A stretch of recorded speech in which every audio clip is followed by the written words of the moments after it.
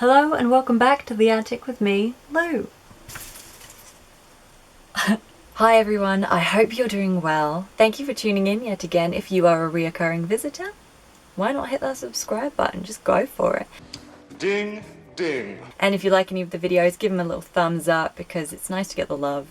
And only with your love can the spell be broken and can I truly become a fully fledged human being. I don't know what I'm saying. I don't know what I'm saying. So in my last video, I was talking about Jurassic Park and I said this. I love Jurassic Park and then I like in varying levels the rest of them to some degree or another. And we won't get into that. I could rant all day. And my friend Emily responded with this. Definitely need to see a film review on the Jurassic Park series. Well, ask and you shall receive because today I'm doing just that. No, I'm not a film critic, just a gal with a first-class degree in film and theatre who likes talking about movies. I don't have any authority on the subject, so needless to say this is all going to be my own personal opinions. I actively avoided looking at other film reviews and articles about the films just because I didn't want it to sway or influence my comments too much. So the chances are that someone out there has already said it or said similar or better. But here we are. So I'm only going to be talking about 1, 2 and 3 today, Uno, Dos and Tres, because I'm going to do a separate video for the Jurassic World series, because I'm going to ramble on too much anyways, and I feel like I've got a lot to say about those films, so we'll come back to those later. I'm just kind of dinosaured out right now. It looks like a case of indigestion to me. I've reached my limit on dinosaurs, I think, for now. So in preparation for this, I went back, I rewatched all 3 films. This should go without saying, but I just want to emphasize that this is all from my perspective and my opinions and my interpretations. So if you feel differently or you feel like I'm speaking negatively, then that's fine. That's totally cool. Art is subjective and the things that I might dislike about these films might be the things that you really like about them and vice versa. And you don't have to like something just because it's in, I don't know, the Empire Top 100 and everyone else says it's the dog's bollocks. And conversely, sometimes you might like things that everyone else thinks is shit, but it might have just struck a chord with you. Moving on. Warning, there will be spoilers aplenty in this. I am attacking this under the assumption that you've seen all of these films. And if you haven't, get out of my life, get out of my dreams, get into my car and go watch them. Now. Do it now. And for everyone else that's still with me, let's get shotted? Shit. Let's do this. Jurassic Park. Okay, pretty much everyone loves this film. If you're like me and you were born in the 90s, then this is probably a nostalgia staple in your catalogue. It may even be in your top 10. And I don't blame you. I'm right there with you. It's a fantastic film. The FX work blows my mind still to this day. It still looks amazing. And it's just one of the most iconic movies of all time that I can think of. Okay? So we all know the plot. Rich millionaire invites a group of people to come to his island so that they can see his new theme park where the attraction is dinosaurs. Dinosaurs break out, people die.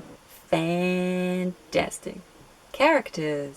What I love about this film is that the characters are so clearly defined. I know who they are, I know what they do, I know their role within the narrative of the story. I don't believe it. You're meant to come down here and defend me against these characters, and the only one I've got on my side is the blood-sucking lawyer. Take Sam Neill as Alan Grant, for example. He's introduced in a desert on an archaeological dig site, digging up dinosaur bones. Occupation? Check. His first line is, I hate computers. So we know he's a traditional guy who doesn't approve too much of modern technology. Look at the extraordinary. What'd you do? He touched it. So Laura Dern's character Ellie is introduced at the same time and the two of them are chatting and laughing together. She wraps a neckerchief about his neck. They walk with their arms around each other. He might possibly graze her ass with his hand. I'm not sure if that's intentional, but I saw it. So they're intimate, they're probably a couple, relationship status, check. But we know he's not a kid's man because he frightens the crap out of one with the little raptor claw. And in the process, proves that he really does know his shit about raptors. Dino genius that doesn't want kids? Check. He's a practical man because he's wearing a plaid shirt and khakis, but he also likes adventure. And we can tell this because much like another famous Spielberg hero, he's wearing a fedora. Protagonist? Chickadee check. You left enough clues to sink a ship. So you see, it's so simple, but so clear. And the same goes for the rest of the characters. Dinosaurs! Okay, the first dinosaur we see on the island is the majestic Brachiosaurus. This scene's lovely, isn't it? What an iconic moment. We all know it. We all love it. The performances are fantastic, combined with that beautiful score. Never fails to impress. Brings a tear to my eye. But we didn't come here to talk about the veggies, did we? It's the carnivores that we're really here to talk about. They're what make the film so scary and intense, and they still look amazing. I watched so many Stan Winston videos over the past few weeks. I am totally and utterly obsessed with puppets and animatronics. It's a pretty big puppet to have thrown at you, and there are some pointy parts on it. But just seeing how much time and effort goes into those things is mind-blowing, and personally I think the practical effects are still my favourite thing about the film. I'm not going to poo-poo CGI, because without it this film would not look as amazing as it does. I don't know, when it comes to dinosaurs though, I think I'm just a sucker for practical effects. I just love them. I just think they're neat. Highlights. This is not going to be original at all, but these scenes are iconic for a reason. For me, my favourite scene of the film is the T-Rex paddock breakout. I just think it still looks amazing. Giant T-Rex head would scare the shit out of me if I was one of the kids. Truly, I don't know how they did it. I don't know how the adults did it either, if I'm really honest with you. And I think it's the first time in the film that I start putting myself in the characters' shoes and thinking, how would I feel if this were happening to me? How would I react if this were happening to me? I can tell you, I'd pee myself. I'd be terrified. I also really like the Dennis Nedry scene where he is being preyed on by the little spitter. Basically all that sequence in the rain where everything's going wrong is just fantastic from start to end. I like that scene in particular because he's a really detestable character. Don't get cheap on me, Dodson. God damn it! But you're kind of seeing him having a really hard time of it, and he becomes a victim. He loses his glasses, which is just really, really sad and scary. There's a real moral dilemma in question in this scene, which is really fun. He's so vulnerable though. I wouldn't want to go like that. And of course, probably the raptors in the kitchen. The way it's built up, the way it's edited, it just is great. But we all know that. We all know that. So moving forward, The Lost World. This one was probably my favourite at one point because it was the only one that we owned on video, and it had Ian Malcolm in it, and he was my favourite character from the first film. I know everyone loves Jeff Goldblum now. It's a thing. It's like he's like a walking meme, this guy, and everyone's obsessed with him. They're so curious about him because he's just really interesting and wacky. But me and my friend Milky were totally ahead of the game because when we were back at school, we were really obsessed with him then. And we had one night where we both dressed up like Ian Malcolm and watched a bunch of Jeff Goldblum films. Which sounds really weird, but that's just how we rolled, man. I should also add that she's a journalist of film and television and a feature writer and a general film fanatic, and you can follow her on Twitter if you wish. I don't have Twitter, but if I did, I would follow her. If you, like me, played the PlayStation game, oof, I feel your pain, man. What a hard game, but what a fabulous introduction. Got some. Loved that. That was great. So what's the plot of The Lost World? I'm not gonna lie to you. I had to look up a synopsis because even watching it, I kind of lost track of why people were on the island. There's a lot of people with different agendas in the same place, but the general idea is that a few people go back to a second island that also has cloned dinosaurs on it, and then people are there for different reasons. Reasons which I'm still not 100% sure about, but that's just me. If you wanted a more descriptive plot, then this is not the place for you. I'm sorry. Characters.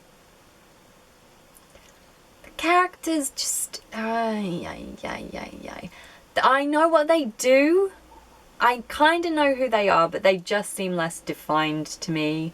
Like, Ian Malcolm was the quippy cool guy in the first film, but now he's seen some shit. He doesn't want to go back to the island. He's way more serious and pragmatic and protective in this one, which totally makes sense. And it's really cool to see him playing like more of a straight character this time. You know, he's not being as quirky, but you still need that from someone else, because without that person saying things like, When you gotta go, you gotta go. it all just feels a bit hopeless. I guess Vince Vaughn is the new cool guy because he's like an environmentalist videographer. Do some volunteer work with Greenpeace once in a while. Greenpeace, what drew you there? Women. He does look very good in this film, I won't lie. But there doesn't seem to be a huge distinction between him and Jeff's character. Hang on to something! Hang on to something! Neither of them want to be there. No one wants to be there, really. I think Julianne Moore is the only one excited to be there, and to begin with, she's just being a pain in the ass, just being a bit of a burden to everyone, putting everyone in danger. It's like, woman, if you study those things, you know that's probably not a good idea, right? So Sarah is supposed to be Ian Malcolm's girlfriend, but her chemistry with Vince Vaughn is way more natural and effortless than hers with Jeff. So you're just like, well, why didn't they get put together? To be fair, the chemistry between the two animatronic T-Rexes and their baby is probably more authentic than most of the chemistry between any of the actors in this film. Not to be a dick. It's kind of a dick thing to say, wasn't it? Don't get me wrong, I really, really love these actors individually, but they're just, in this film, they're giving me nothing. My favourite of the good guys is Eddie Carr, but even he has to die. He dies a hero. What a way to go. There's also the gymnastics stowaway daughter, who just seems like yet another burden to Ian Malcolm. This should not be called The Lost World. This should be called Ian and the terribly horrible, no good, very bad day. I think she was probably thrown into the mix because kids are essential in this franchise, but even she doesn't really do anything. Alright, she does something, but I'm not quite sure why. I feel like the mercenaries and hunters seemed like way more interesting characters, and I actually had more fun watching them sometimes. Like Peter Stormer, who's just being a dick all the time. You got ZZ Top cowboy paleontologist, who's just a nerd and really happy to be there. And then you've got friggin' Pete Postlethwaite as the big game hunter. He's the best thing about this film, in my opinion. His performance blows everyone else's out of the water. He's just like living his best life. This is a game trail, Mr. Ludlow. Carnivores hunt on game trails. Do you want to set up base camp or a buffet? He's just such a badass. I would have given anything to see him like wrestling with a T-Rex or something. He's so great. And he wears the same earrings as me. Dinosaurs. We get to see a few new dinosaurs, including that cute little baby Stegosaurus. We've also got the compies, which I love. They're the little tiny yappy things that attack Camilla Bell and Peter Stormer. And after watching the behind the scenes footage, I actually loved them even more because how they made them was just absolutely fantastic. Oh, that's crazy. That was actually my claim to fame on this movie, is stealing scenes from CG. Oh my god. They're just so much fun. I think they're great. But just like the first film, it's the T-Rex and the raptors that are kind of the main threat, as it were. And they still look great. Highlights. I really like the scene I like the trailer scene where the two T-Rexes, the mummy and daddy T-Rex, come to the trailer to get their little baby back. I actually think this scene is one of the scariest bits in the franchise for me.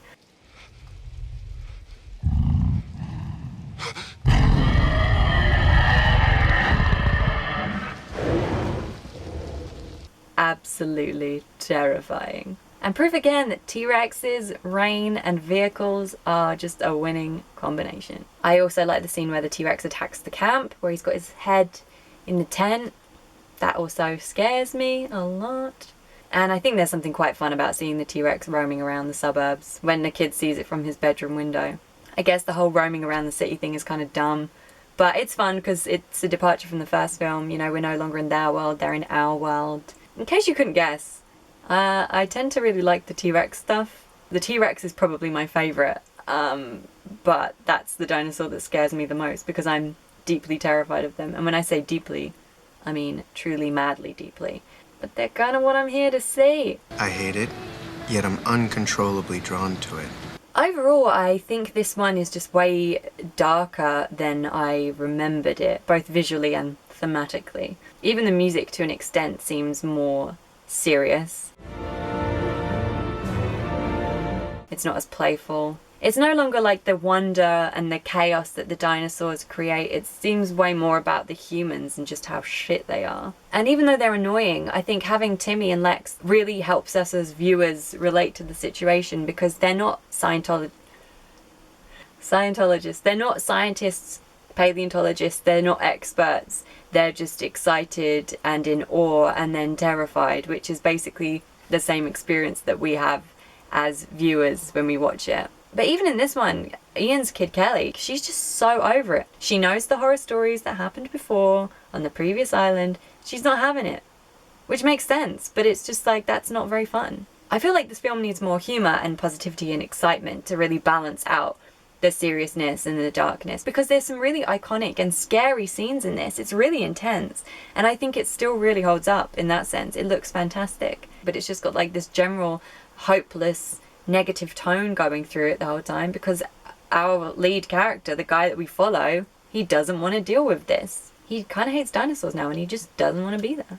All that being said, I still found it super fun. I still really, really like this film. I've heard a lot of people rag on this film and say that it's terrible. Is it Spielberg's best film? No. But that's like saying, is a little rough sketch that Monet did better than a full-scale painting of the water lilies? Probably not. But it's still a Monet, you know? You feel me? Which brings me on to my next film, the first film in the series that wasn't directed by Steven Spielberg, JP3. So number 3 takes place on Isla Sorna again, and this time a kid's gone missing on the island after a paragliding incident, and the parents get Alan Grant to help save him. Easy. Characters. I love that Alan's back, I won't lie. When I was younger, I didn't really care for him too much. Now I have a real soft spot for the guy, and it's so great that Ellie is in it as well, but then she's not really in it very much, which kind of sucked, because the rest of the characters, God, I hate to say it again, but they were just kind of boring to me. No one stood out really. There's not a lot of variety. There's also not a lot of diversity, but that's like a friggin' Hollywood issue, really. And again, individually, I really like some of the actors. I always love seeing William H. Macy knocking about. Always great to see him. I would know. I'm the executive sales manager. But where's the variety? Where's the flavour? Where's the loose cannon? I guess that would be Billy, because he steals the raptor eggs. And he's kind of cool, I guess, but in like a really calm and subdued way. Billy? Billy? Billy, stop! Billy, stop! Don't, Billy! The character that I remember the most, that sticks out to me the most, is Téa Leoni as the mum, but that's only because she's just always like running out when she shouldn't be and almost getting killed. What's a bad idea? He's coming, come back! No, he's not. No, wait! Amanda! How did we go from this to this? Really? How did that happen? Dinosaurs! Let's start with the Spinosaurus. The new kid on the block, I get it. You know, you want some fresh meat, fresh blood, bigger, badder threat. I get it. But the way it just barges out in broad daylight, the audacity of it. They've only been on the island for a couple of minutes, barely off the plane, and then whoop, there it is. No suspense, none needed. It just goes to show how much difference lighting and angles make, because when I see that thing, I kind of feel like, and what? You know, and even the T-Rex that they show, it's like, oh yeah, I can see it's a puppet now. It just doesn't seem as intimidating to me. And that's a criticism that I have for this film in general, actually, is this, a lot of it takes place in broad daylight or out in the open. And I don't know whether that's an attempt to make it less traumatizing and more kid-friendly, even though it's directed by Joe Johnston, who directed Jumanji and The Page Master, which are both arguably very traumatizing kids' films. Maybe he just wanted a new vibe, you know, less horror, more adventure. But I think overall, considering the Spinosaurus was like the new big baddie, he just didn't seem as scary as like the T-Rex to me. He kind of looked more like a giant crocodile, alligator type thing. Like he's not as frowny as the other carnivores. If you look at all the scary carnivores from the other films, they've kind of just got these like raised eyebrows and this smirk, like they know something you don't know. They're hiding something. Like Jack Nicholson. Deeply unsettling. And the Brachiosaurus, she's a veggie, so she's got like the cute little smile. Like the goofy little smile, so you know she's not going to hurt you. And this thing kind of falls somewhere between the two of them. And I do have a soft spot for it because it's kind of cute. However, the dino gods heard my prayers and they brought me a big dino attack in the rain, at night, on a vehicle, this time a boat, and yeah. That's more like it. You know, it looks so different. It looks so threatening. It's completely different. But I almost wish they didn't intercut it with the kid watching Barney. Like, it's fun. When I first watched that when I was younger, I thought it was really fun. And it is really fun. But for me, it kind of diffuses the terror too much. I've been waiting so long for this scary encounter. And then you just take it away from me with, like, a cute little kid in his jammies. The raptors, they're back. They're back and smarter than ever. And boy, does this film want you to know it. They could talk to each other. To a degree we never imagined. They were smarter than dolphins or whales. They were smarter than primates. Oh my God. He's calling for help. They actually set a trap. She thinks you stole the eggs. So they're like hyper intelligent. They're chatting with each other. They're chatting with humans, solving equations, all sorts. They kind of negotiate with the humans and give them the benefit of the doubt a bit. And I didn't like that. Like, clever girl, she wouldn't have gone for that shit. She was just like, get him a belly, you know? Whereas these guys are like, what are you doing? And that doesn't scare me. They look amazing. They look fantastic. I really like the way the first raptors look in Jurassic Park for sentimental reasons.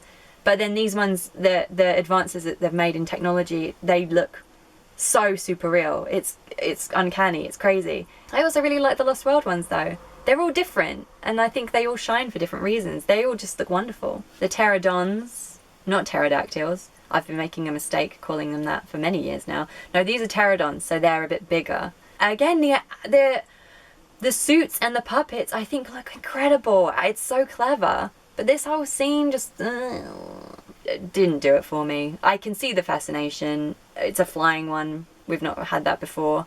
But they're just kind of meh. They're just kind of like big birds. Which I guess is what dinosaurs really would have been like, but nah. They don't really seem that intimidating either. They just seem to be toying with the humans, just kicking them around, having a little fun. And then there was this, which was on the screen for like all of 2 seconds in full CGI, serving no purpose whatsoever. Didn't buy it. Didn't like it, didn't buy it. Even these guys weren't having it.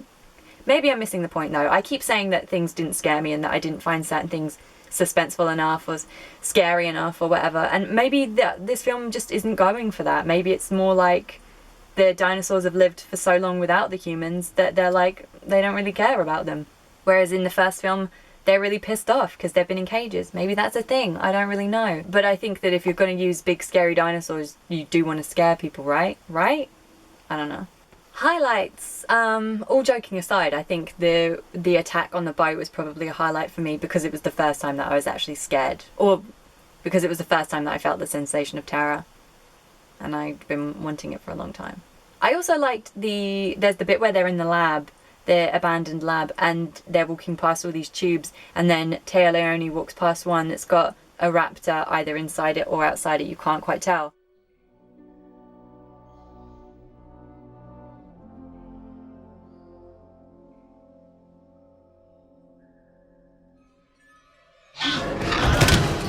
It's just like that bit in Young Frankenstein.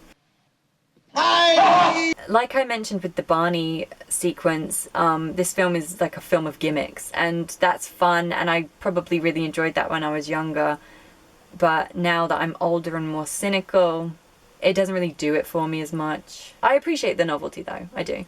So you've got the telephone ringing from inside the Spinosaurus, and you've got the bit where the raptor says, Alan. The Lost World didn't use enough humour. This one went too far in the other direction at times, for me. personally. And I think my overall problem with this film is that I didn't feel like I had a finale. You know, it just kind of ended to me. I actually had to check the time at one point to see how much was left, because I was like, this cannot be it. And it was it. That was it. This one just feels like there was a series of consistent but minimal attacks, and then suddenly they're on a helicopter. Like, there was no crescendo for me. No big battle at the end. They're just on the helicopter and Billy's there wrapped up like a mummy, which isn't really explained very well. And then I saw the pterodons flying past and I got really excited. I thought maybe there's going to be another attack. Here we go. It's all kicking off again. And no, nothing happens. They're fine. They're safe. And Ellie saved the day, and you don't even see her again. I would have liked to have seen her again, if I'm honest. I wasn't completely satisfied with that ending. All that being said though, I still thoroughly enjoyed it. I had so much fun watching it. And I think that's what's so great about these films, is that I can see the faults. I can see what I don't like about it, both personally and technically, but I still really enjoy the experience of watching them. And maybe that's because I watched them when I was a kid. I wonder if I watched them now, having never seen them, would I still think they're as great? Probably. I don't know how I'd feel. That's about it for today. There's so much more I could have said, but I tried to keep it quite concise and succinct. If you found this interesting or relatable or fun at all, and there's another film you want me to talk about specifically, then by all means let me know, because who knows, maybe I will, maybe I'll talk about it. But in the meantime, stay cool, stay safe, and don't go into the long grass. Thank you for your time.